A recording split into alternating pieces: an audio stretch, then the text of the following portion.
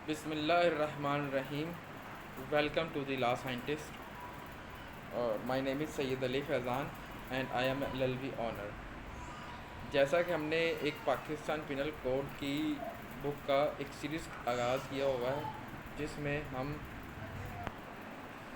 एक सीरीज़ का आगाज़ किया हुआ है जिसमें हम चैप्टर 2 के सेक्शंस को एक डेप्थ में देख रहे हैं, और साथ ही हमने एक लीगल इंग्लिश का पार्ट ऐड किया हुआ है जिसमें हम लीगल इंग्लिश की डिफरेंट डेफिनेशंस को देख रहे हैं और उसको अप्लाई करने की कोशिश कर रहे हैं इन द रियल सेंस। चलें जी, ये है पार्ट लीगल इंग्लिश के लीगल टर्म्स ऑफ आर्ट। ठीक है, अब क्या है कि इसमें लीगल टर्म्स जो हैं, जो वर्ड्स और फ्रेजेस हैं, एक अपने ही मायने, एक फ़िक्स मायने रखते हैं जो प्रिसाइज और फिक्स्ड होते हैं। अब जो ये जो लीगल इंग्लिश के मीनिंग हैं वो रिप्लेस नहीं होते अदर वर्ड के साथ। लाइक एज जो लोग आम पर्सन जो जानते हैं, पेटेंट, शेयर, रॉयल्टी वगैरह एक एग्जांपल है जो आम लफ्ज़ इस्तेमाल किए जाते हैं, लेकिन कुछ लफ्ज़ हैं जो सिर्फ लॉयर्स जानते हैं। Like as abatement. अबैटमेंट हम चैप्टर 4 में देखेंगे, अबैटमेंट और बेलमेंट, यानी कि कुछ जो वर्ड्स हैं जो कि लीगली एक लीगल डॉक्यूमेंट में यूज़ होते हैं, लीगल बुक्स में यूज़ होते हैं, लॉयर जानते हैं उससे, तो एक वो आर्ट है। सेकंड थिंग है इसमें कि जो नंबर ऑफ़ फ्रिक्वेंटली इनकाउंटर हो गए, जो टर्म्स आएंगी हम उससे साथ साथ देखते चलेंगे और उनका कंपैरिजन करते जाएंगे ऑर्डिनरी इंग्लिश के साथ और लीगल इंग्लिश के साथ। चलते हैं सेक्शन की तरफ। सेक्शन है जज, 19 सेक्शन है।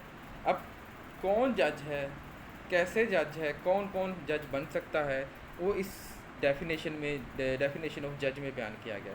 पहला तो वो है कि आप ये बेरख की लैंग्वेज रीड कर लीजिएगा ताकि हमारा टाइम कम से कम लगे, क्योंकि बुक्स आपके पास पड़ी होंगी जो कि आपके जिसमें आपको ये लीगल टेक्स्ट जो इसमें मौजूद है, आप उसे वहाँ से भी रीड पढ़ सकते हैं और यहाँ से भी आप रीड कर सकते हैं। हमारा मकसद इस जो टेक्स्ट को है वो ब्रेक डाउन करना है।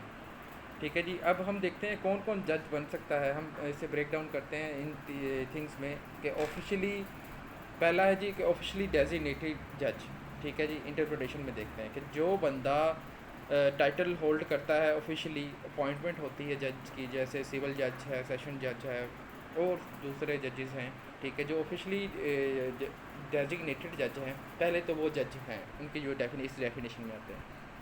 सेकंड कौन है, जिन्हें एम्पावर्ड बाय लॉ किया जाए, यानी कि अथॉराइज्ड बाय लॉ, जो डिलीवर कर सके फाइनल डिसीजन और लीगल केस को सुन सके, सिविल हो या क्रिमिनल हो। लेट्स सपोज जो कि हायर अथॉरिटी भी हो सकती है उसमें, जिसमें आर्बिट्रेटर भी आ सकते हैं और मेडिएटर भी आ सकते हैं, पंचायत वाला सिस्टम भी इसी में होगा। और member of decision making body, अब मेंबर भी हो सकते, ग्रुप भी हो सकता है जिन्हें एम्पावर्ड बाय लॉ किया गया है, या जजेस जो हाई कोर्ट के, सुप्रीम कोर्ट के पैनल बैठता है जजेस का, वो डिसीजंस को रिव्यू करते हैं लोअर कोर्ट्स की, तो इस तरह से वो भी इस डेफिनेशन में लाई करते हैं, वो भी जजेस की हैसियत रखते हैं। इंग्रेडिएंट्स क्या क्या हैं, इंग्रेडिएंट्स मैंने आपको बता चुका हूँ कि जो कि जिससे सेक्शन मिल के बना है।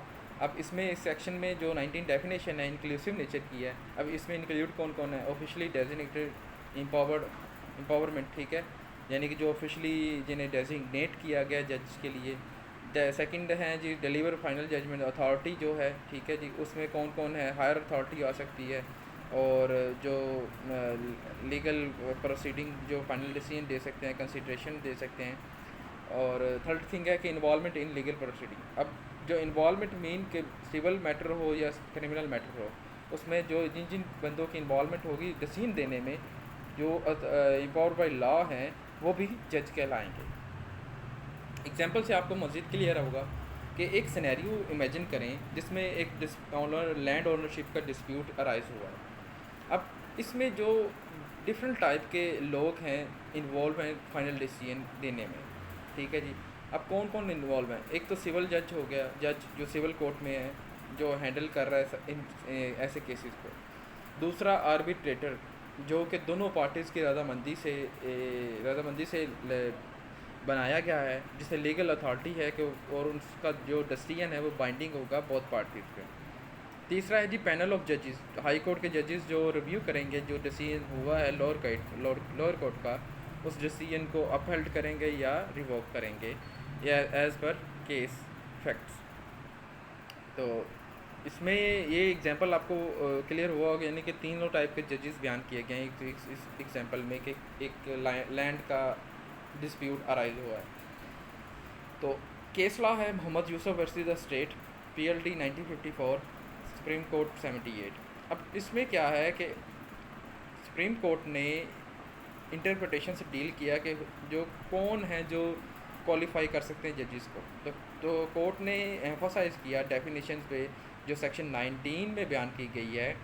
उन्होंने कहा कि एम्पावर्ड बाय लॉ जो डेफिनेट जजमेंट दे सकते हैं लीगल प्रोसीडिंग में, और कहा कि आर्बिट्रेटर और appointed as per legal provision जिनके डिसीजन बाइंडिंग होंगे अनलेस अपील्ड, जब तक अपील ना की जाए, तो fall under the definition of जजेस। ये लोग जज की डेफिनेशन में फॉल करते हैं। पर्पस इसका यही है कि लॉ इंश्योरिंग करना कि जो जज हैं वो लिमिटेड नहीं है। जज इन जो बयान किए जा सकते हैं इस लिहाज से भी लोग जज बन सकते हैं, बाय एम्पावर्ड बाय लॉ हो सकता है, जो कि कह लें कि कंसेंट विद पार्टीज़ जो आर्बिट्रेटर बनाया जाता है, ठीक है, तो उसमें ये चीज़ें आ सकती हैं। और ये टोटली पर्पज़ है इसका कि ओवरऑल बयान किया गया कि लिमिटेशंस जो हैं उससे हट के भी जजेस हो सकते हैं। सिंप्लीफाइड अगर समरी देखें तो होल, तो इसमें जजेस की who can anyone who officially जज, ठीक है जी, कोई भी empowered by law final decision दे सकता हो, including member decision making body हो, ठीक है जी, अथॉरिटी हो, सारी एग्जांपल टोटली समरी इसमें बयान की गई है ताकि आप कुछ ना लिख सकें तो एक समरी को भी रीड करके इस सेक्शन के बारे में कुछ ना कुछ लिख सकते हैं। आई होप कि ये सेक्शन आपको समझ में आया होगा। तो कमेंट एंड लाइक करना मत भूलिएगा, क्योंकि इससे आपका और मेरा दोनों का मोटिवेशन बहाल रहेगा। क्यों मोटिवेशन बहाल रहेगा? इससे आपका इससे फ़ायदा ये है कि अगर आप लाइक और सब्सक्राइब करते हैं तो मेरे जैसा कंटेंट आपके सामने आना शुरू हो जाएगा जो कि आपके लिए फ़ायदेमंद है। अगर आप फ़जूल कंटेंट को लाइक एंड सब्सक्राइब करेंगे तो उससे आपको फ़जूल चीज़ें ही मिलती रहेंगी। आई होप कि ये एल्गोरिथम आपको, ये एल्गोरिथम का वर्क करने का तरीक़ाकार आपको मैंने बताया है, तो इससे आपको चीज़ें क्लियर हुई होंगी ताकि आपका फ्यूचर सिक्योर रहे। शुक्रिया। अल्लाह हाफ़िज़ नासिर।